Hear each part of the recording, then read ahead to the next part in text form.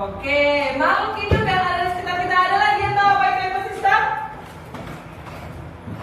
Lupa ya? Ekosistem itu adalah tempat berinteraksinya makhluk hidup. Jadi tempatnya ada ekosistem apa saja? Ekosistem darat, ekosistem perairan, laut, oke, udara, sawah. Itu adalah namanya ekosistem. Tempat berinteraksi. Kalau di ekosistem darat ada makhluk hidup apa saja yang berinteraksi? Contoh di lingkungan sekolah kalian. Kucing, manusia pasti, ayam, tikus nggak? Tikus, semut, cacing ada di tempat di tanah ya. Darat. Bulu bisa ada. Ikan ada. Darat. Oke. Ya Malika? Burung. Kalau yang perairan ada yang menyebutin ada apa saja? Ikan.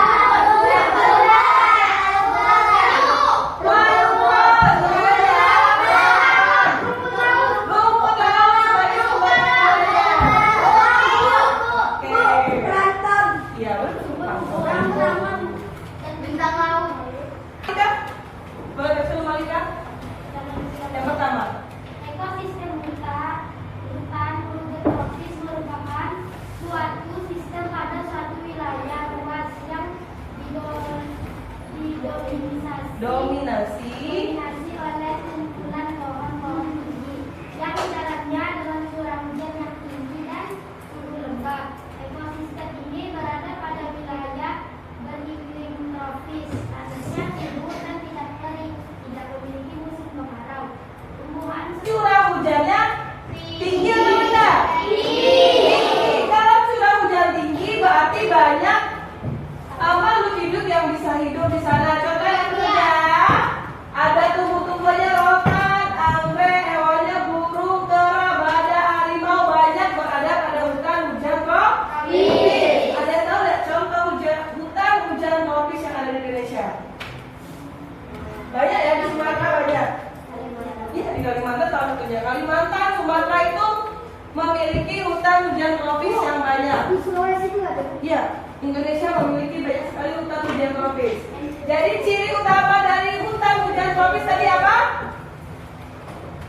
Curah hujannya tinggi. Curah hujannya tinggi maka disebut hutan hujan tropis. Eda, terdapat sejumlah tanah yang sangat luas yang dipenuhi oleh rumput, makanya disebut padang rumput. Curah hujannya tinggi atau rendah?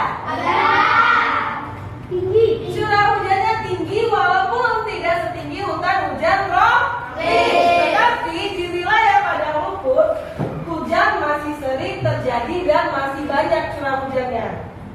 Itulah penyebab kenapa di sana subur. Tumbuhan bisa tumbuh, hewan bisa hidup. Hewannya apa aja tadi? Fotonya bisa. Sekarang kita masuk ke ekosistem berikutnya. Ekosistem gurun oleh Tito Resha. Gurun merupakan ekosistem yang paling gersam karena curah hujannya sangat rendah. Tumbuhan jenis kaktus yang memiliki jari untuk menyurati tumbuhan banyak tumbuh di sini. Hewan-hewan yang hidup pada ekosistem ini adalah antara lain semut, ular, kadal, kalajengking, dan beberapa hewan malam lainnya. Oke, gurun, ekosistem gurun. Siapa yang tahu? Ya, yang terlintas otomatis saat mendengar kata gurun. Apa yang terlintas dalam pikiran kalian? Pasir ya. Kalau gurun tuh pasti banyak pasirnya lah. Pasir. Kalau gunung? Banyak pohonnya. Beda ya, gurun sama gunungnya itu beda. Gurun itu adalah ekosistem yang paling gersam. Kenapa dia gersam?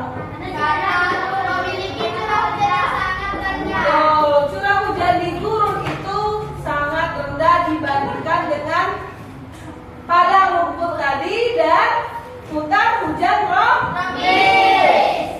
Hewan apa saja yang bisa hidup di sini?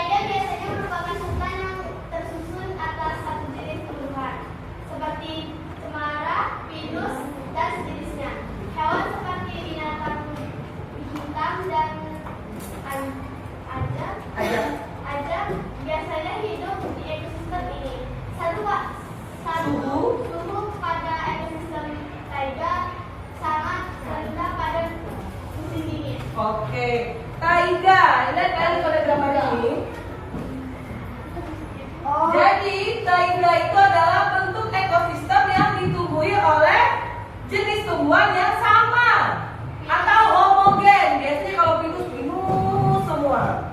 Tahu hipotenus cemara, bukan cemara tuh. Ini jarang ditemui di Indonesia, kemudian di luar negeri ya. Seringnya di luar negeri karena ini bukan untuk negara dengan iklim tropis. Makanya biasanya ada beruang. Selanjutnya tundra.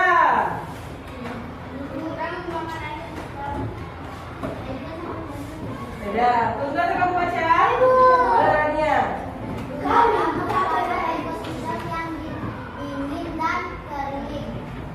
Banyak jenis tumbuhan tidak bisa hidup pada ekosistem ini karena rendahnya suhu.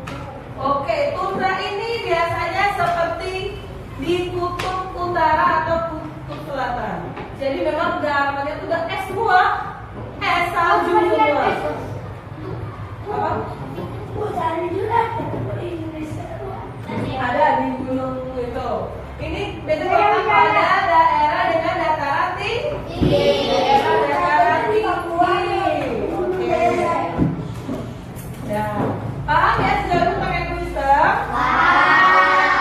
Sekarang kita beralih pada teks. Teks yang kalian baca itu termasuk teks apa? Teks non-fiksi. Betul. Apa itu teks non-fiksi? Teks yang berisikan fakta, informasi. Apa? Data? Ya, data.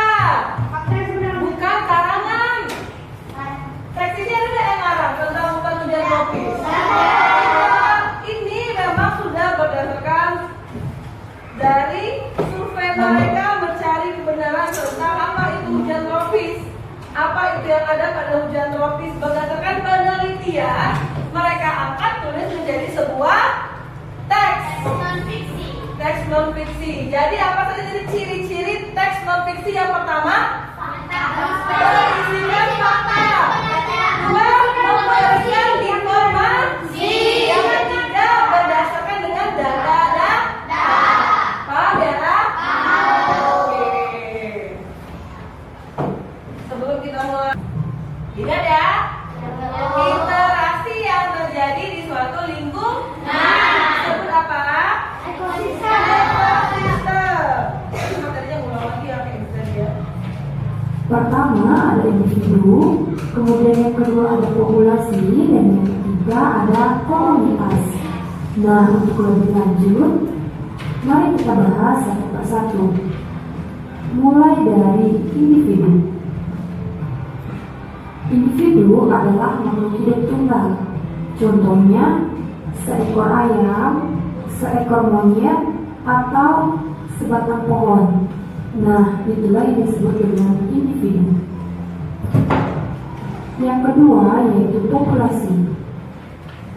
Populasi adalah sekumpulan makhluk hidup yang sejenis yang hidup di suatu tempat. Contohnya adalah populasi kupu-kupu. Nah, kumpulan dari beberapa kupu-kupu ini oleh manusia disebut sebagai ekosistem buatan. Yang buat adalah kita, yang buat adalah kalian, yang buat adalah nenek kalian, buat sawah. Mereka gali tanah dulu tak tuh, membajak sawah ya dulu kan, baru ditanami. Terus ekosistem apa lagi? Waduk, ladang, apa lagi? Perkebunan itu buatan manusia ya, kolam ikan. Waduh, betul. Paham ya tentang ekosistem alami dan buatan? Oke. Sekarang kalian buka buku tema kalian. Buku tema kalian halaman uji subtema 2.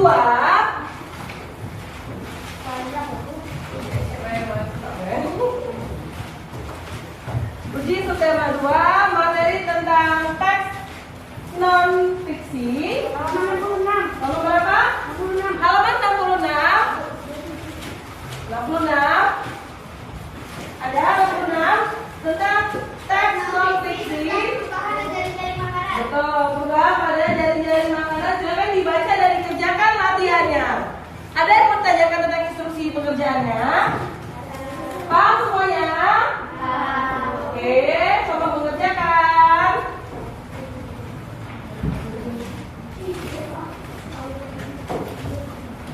Ada. Anggap itu satu juga. Oke, selesai.